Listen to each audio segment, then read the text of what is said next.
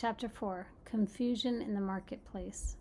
Indeed it was, for as they approached, Milo could see crowds of people pushing and shouting their way along the stalls.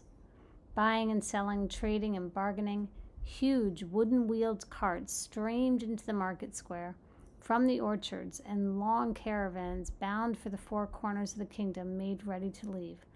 Sacks and boxes were piled high, waiting to be delivered to the ships that sailed the Sea of Knowledge, and off to one side a group of minstrels sang songs to the delight of those either too young or too old to engage in trade.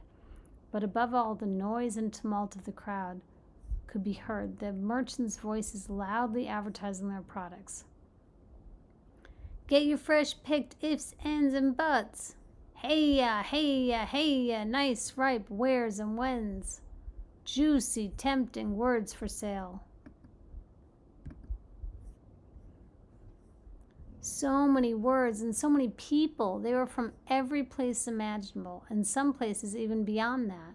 And they were all busy sorting, choosing, and stuffing things into cases.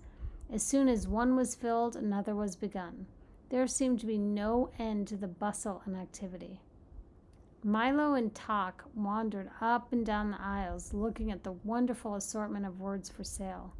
There were short ones and easy ones for everyday use, and long and very important ones for special occasions, and even some marvelously fancy ones packed in individual gift boxes for use in royal decrees and pronouncements.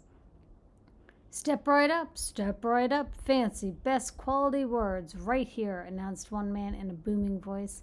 "Step right up, what can I do for you, little boy? How about a nice bag full of pronouns, or maybe you'd like our special assortment of names?"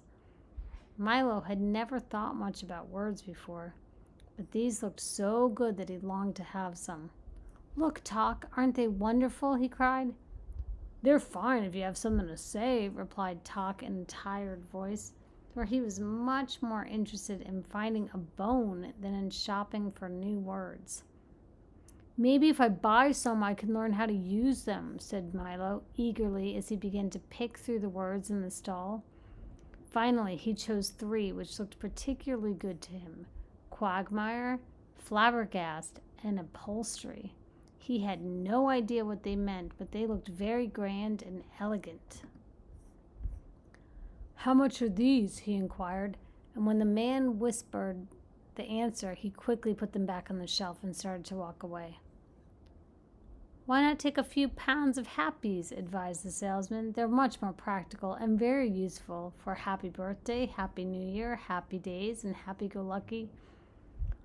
"I'd like to very much," began Milo, "but—" "Or perhaps you'd be interested in a package of goods, always handy for good morning, good afternoon, good evening, and goodbye," he suggested.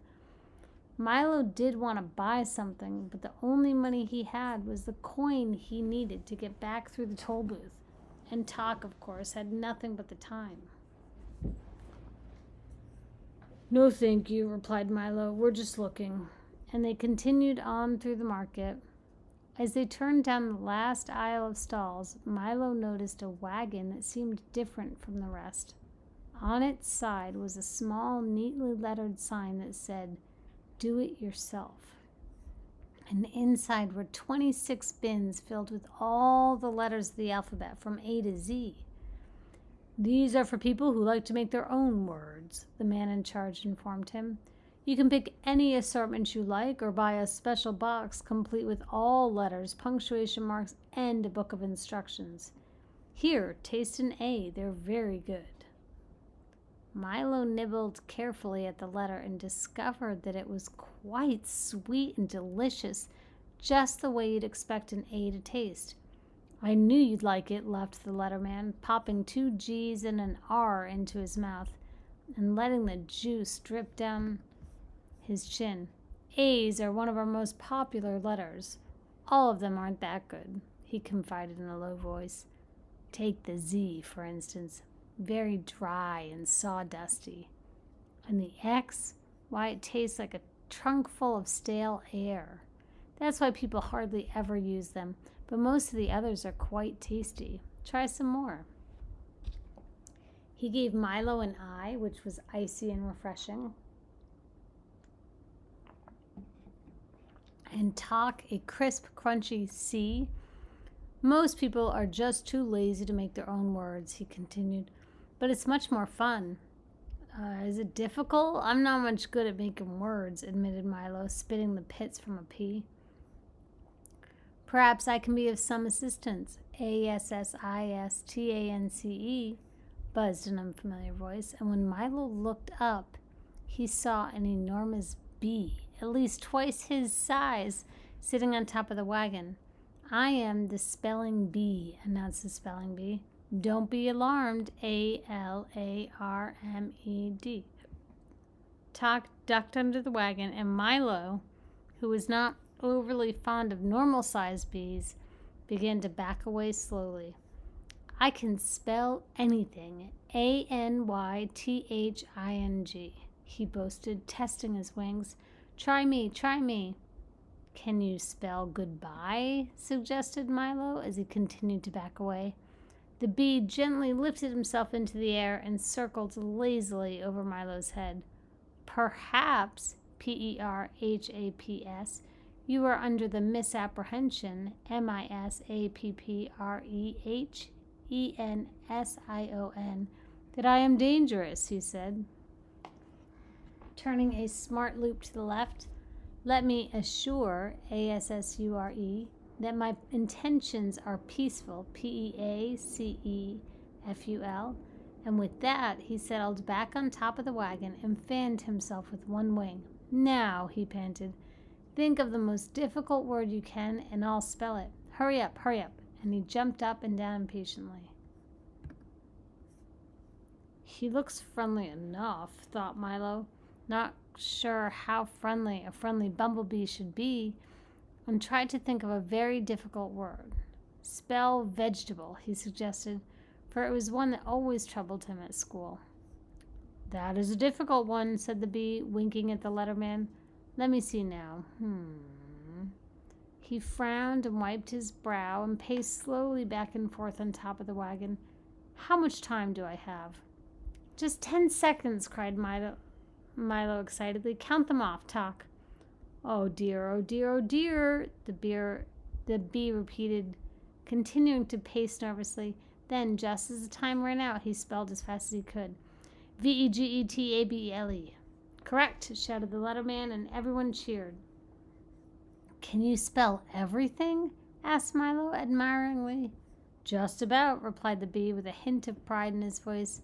You see, years ago, I was just an ordinary bee minding my own business, smelling flowers all day, and occasionally picking up part-time work in people's bonnets. Then one day I realized that I'd never amount to anything without an education, and being naturally adept at spelling, I decided that Balderdash, shouted a booming voice, and from around the wagon stepped a large beetle-like insect dressed in a lavish coat, striped pants, checked vest, spats, and a derby hat. Let me repeat, Balderdash, he shouted again, swinging his cane and clicking his heels in midair. Come now, don't be ill-mannered. Isn't someone going to introduce me to the little boy? This, said the bee with complete disdain, is the Humbug, a very dislikable fellow. Nonsense! Everyone loves a humbug, shouted the Humbug.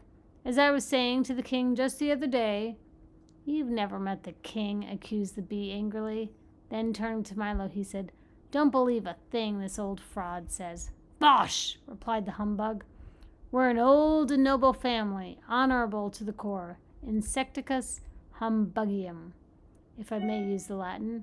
Why, we fought in the Crusades with Richard the Lionheart, crossed the Atlantic with Columbus, blazed trails with the pioneers, and today many members of the family hold prominent government positions throughout the world. History is full of humbugs. A very pretty speech, SPEECH, sneered the bee. Now, why don't you go away? I was just advising the lad of the importance of proper spelling. Bah!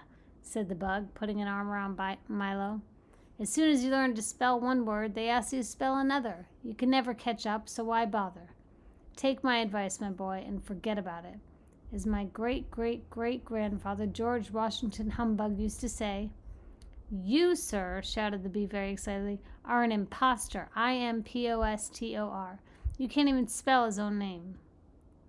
A slavish concern for the composition of words is the sign of a bankrupt intellect, roared the humbug, waving his cane furiously.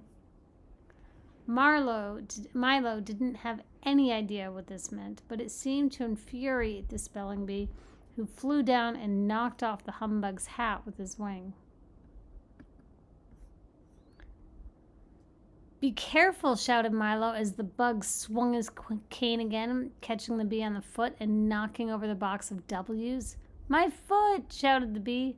"My hat!" shouted the bug, and the fight was on.